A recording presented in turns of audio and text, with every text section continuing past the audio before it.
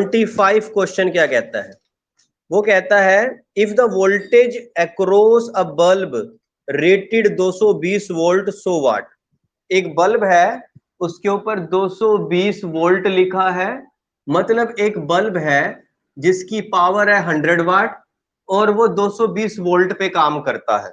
Drops by 25% of its rated value, the पर 2.5%, the percentage of rated value by which the power would decrease is। वो कहता है जो volt लिखा हुआ है वो तो उसके ऊपर लिखा हुआ है कि इतनी रेटेड वैल्यू है। देखो, आपको एक चीज मान के चलनी पड़ेगी, जो बल्ब है ना, बल्ब, उसके ऊपर रेटिंग तो लिखी हुई है, मगर वो एक बल्ब है, वो एक रेजिस्टेंस है। कोई भी अप्लायंस एक रेजिस्टेंस होता है, ये बात क्लियर है? ये वोल्टेज डिक्रीज हो रही है, इसके लैंग्वेज को समझो। वो कहता है जो वोल्टेज है अक्रॉस द बल्ब, पहले उसने वोल्टेज बोला है, वोल्टेज डिक्रीज हो रही है 2.5%। ये लैंग्वेज समझ आई आपको?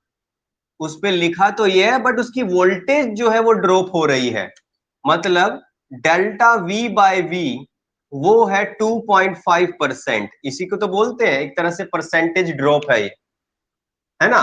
डेल्टा ऐसे लिख सकते हो, delta V by V into 100।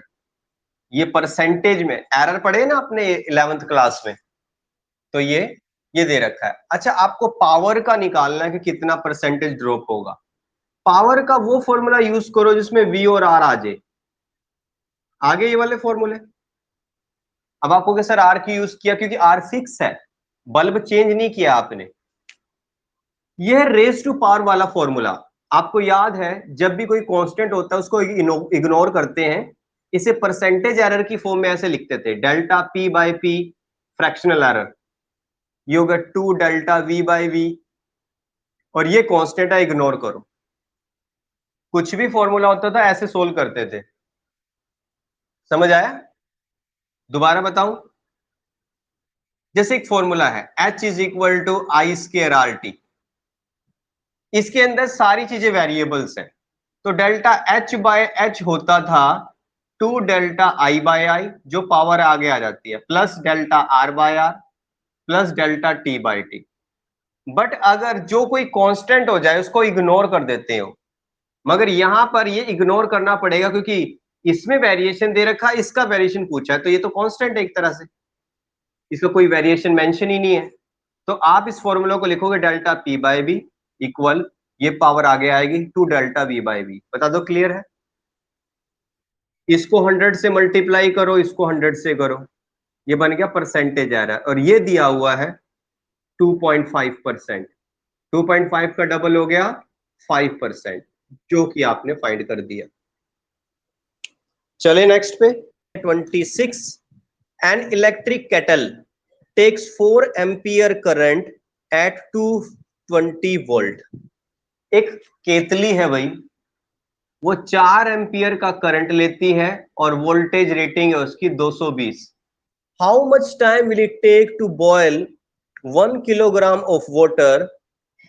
1 kilogram of water, देखो वाटर का मास दे दिया भाई, 1 किलोग्राम पानी को आपको बॉयल करना है, उसका टेम्परेचर कहां से रेज करना है? 20 डिग्री सेल्सियस से, और जिस पे पानी उबलता है वो है 100 डिग्री सेल्सियस। 20 डिग्री सेल्सियस पहला टेम्परेचर मान लो, और उसे जाना है 100 डिग्री सेल्सियस पे। जो टेम्परेचर में चेंज आ रहा है डेल्टा टी, वो कितना आ रहा है? 80 डिग्री का, है ना? अब आपको एक कंसेप्ट पता है, स्पेसिफिक हीट। स्पेसिफिक हीट क्या होती है बेटा? स्पेसिफिक हीट वो अमाउंट होता है जो 1 किलोग्राम वाटर को दिया जाता है ताकि वो 1 डिग्री सेल्सियस टेम्परेचर बढ़ा दे, उसे बोलते हैं स्पेसिफिक हीट। तो डेल्टा क्यू से जो हीट प्रोड्यूस होती है, उसको जब आप भाई कोई ना कोई हीट प्रोवाइड करोगे तभी तो टेम्परेचर होगा चेंज। आप ये हीट प्रोवाइड कर रहे हो, टेम्परेचर में चेंज हो रहा है एज पर formula M C delta T. Formula याद है? स्पेसिफिक हीट ऑफ वाटर, जिस मटेरियल की बात कर रहे हो, अच्छा, सबसे पहले मास 1 किलोग्राम है, लिख दिया। स्पेसिफिक हीट अगर वाटर की बात करें वो होता है 4200। साथ ही साथ ये जो चेंज इन टेम्परेचर है वो 80 डिग्री है। बेटा डिग्री नहीं लिखना, आपने उसको सॉल्व कर दिया है, फॉर्मूला में क्लियर हो चुका है। अब मुझे ये बताना है कि कितने समय में ऐसा हुआ होगा। आपको पता है पावर का जो फॉर्मूला होता है वो वर्क डन अपॉन टाइम होता है। ये फॉर्मूला बताओ, ये तो क्लियर है। पावर होता है वर्क डन अपॉन टाइम, ठीक कर रहा हूं। तो जो टाइम होगा वो होगा वर्क डन अपॉन पावर। जो वर्क डन किया है वही तो हीट में प्रोड्यूस हुआ है, या ये जो हीट है यही तो वर्क डन में प्रोड्यूस होगी उस अप्लायंस के अंदर। जो कैटल काम कर रही है वो तो हीट करने का काम कर रही है, और वो काम करने में कितना टाइम लग रहा है वो पावर से डिसाइड हो जाएगा। तो बेटा ये जो W है ये कहीं ना कहीं हीट में कन्वर्ट हो रहा है। बता दो, ये फॉर्मूला समझ आया।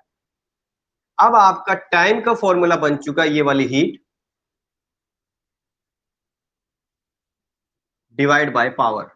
और पावर का कौन सा फॉर्मूला यूज करूं? मैं तो वही फॉर्मूला यूज करूंगा जिसमें V और I दोनों दे रखे होंगे। P is equal to V into I होता है। तो मैं इसकी जगह ये फॉर्मूला यूज करूंगा। V भी है I भी है, 220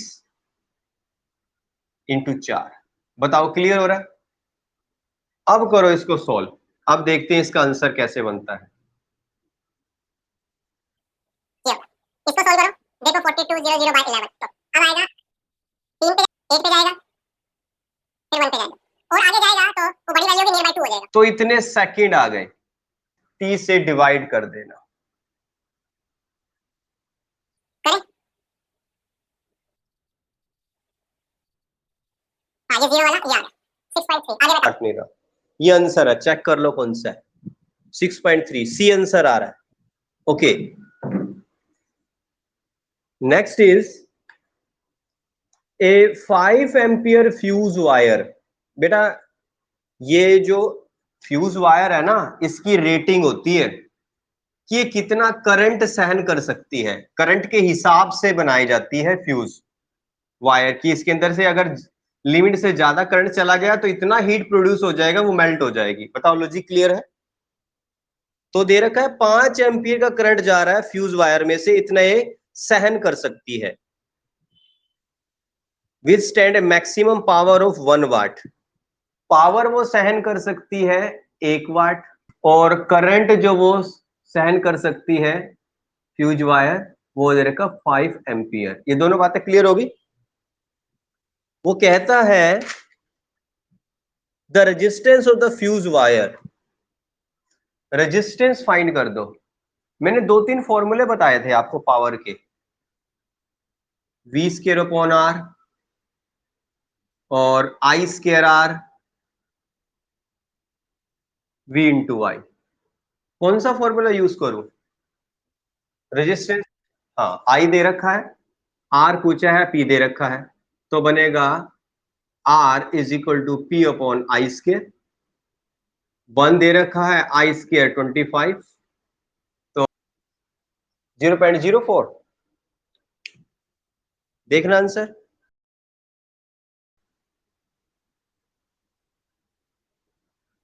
चेक कर लो, बताना क्लियर है? ठीक है।